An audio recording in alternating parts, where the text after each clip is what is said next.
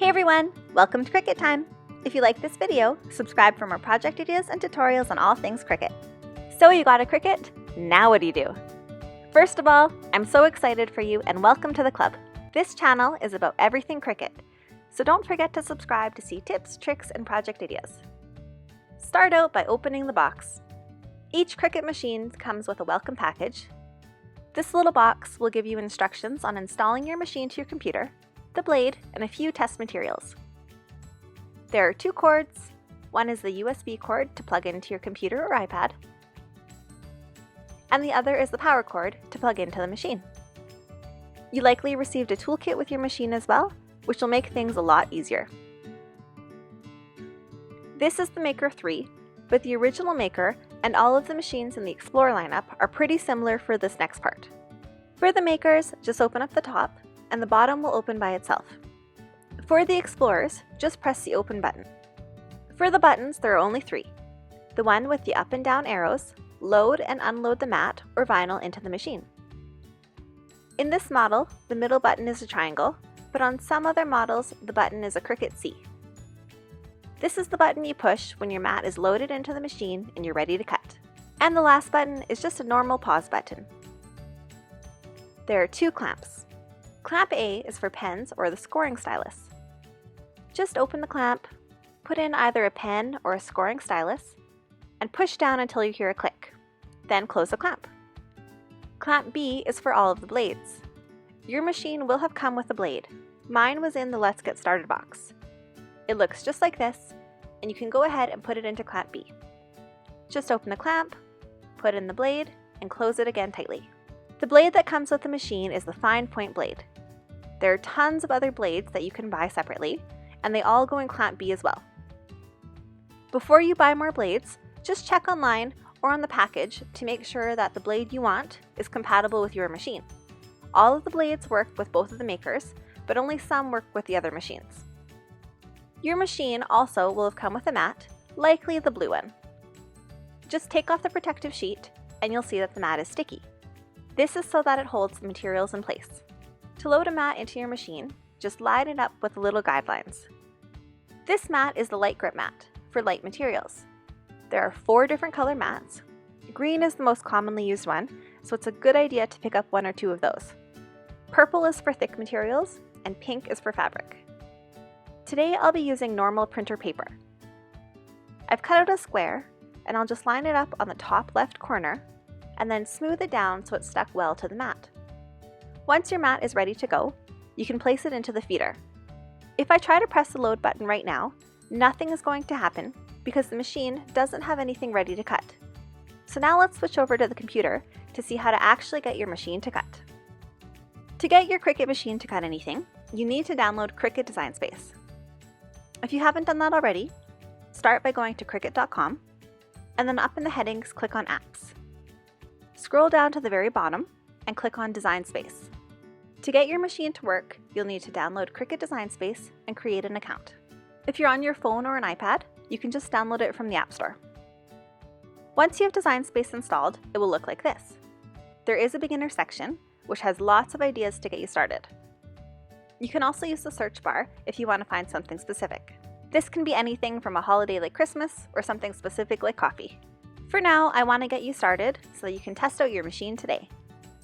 Up in the corner, click on New Project. You will start each new project this way with a blank canvas. Over on the side, there are different buttons. I'll give you a quick overview of what they do. New just makes a new project. Templates are there to help you with sizing and planning if you want to make something like a banner or a t-shirt. Projects gives you ideas of the things you can make.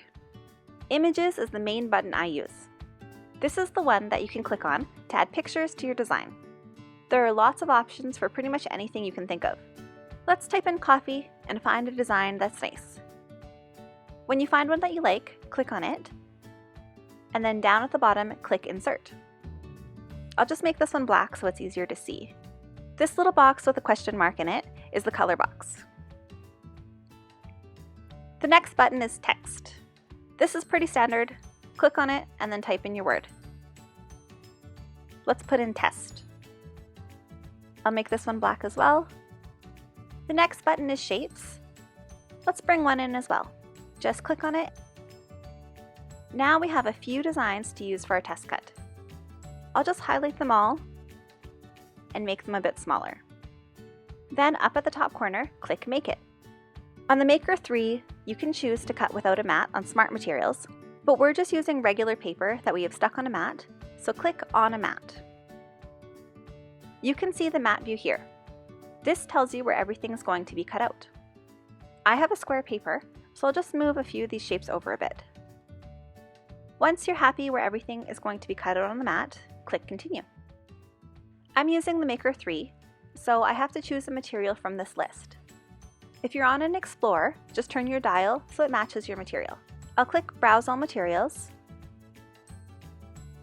Categories, then Paper. As you can see, there are lots of options. I'm using normal printer paper, so I'll go with the middle copy paper. Now my Cricut has all the info it needs, it's ready to make the cut. Before, the load button wasn't blinking because the machine didn't have a pattern ready to cut out. Now that we have sent it through Design Space, this button is on and the machine is ready to load. The machine will measure the mat length and calibrate the blade. Make sure you move your machine away from the wall for this because the whole mat will go through in this step. Once the machine is done, the cut button will light up. This means the machine is ready to make the cut.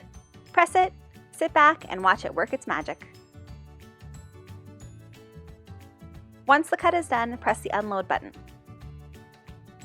Take off the excess paper. If you try to pull the paper off the mat, it will wreck the paper and curl it up. Instead, flip the mat over and pull the mat away from the paper, trying to keep the paper flat against the table. As you can see, there's a huge difference in what the paper will look like after if you take it off the mat properly. You probably got a toolkit when you ordered your machine. There are a few important tools that you'll need in here. Grab your lifter tool and experiment with different ways of taking off the paper. One way is to use the lifter tool and slowly work your way around the edges of your paper until you're able to lift it off the mat. Another way is to flip the mat over and use the lifter tool to help roll the mat off the design. Experiment and see which way works best for you. Once everything's off the mat, you can grab your scraper tool and use it to scrape off any leftover pieces of paper. Well, there you have it. That was a basic guide on how to use your new Cricut machine. Don't be afraid to give it a try, and when you're comfortable with the process, try out your new machine on something nicer like cardstock or vinyl. If you have any trouble, I'm here for you, and if you have any questions, feel free to put them in the comments below. Don't forget to hit the like button and subscribe for tutorials on all things Cricut.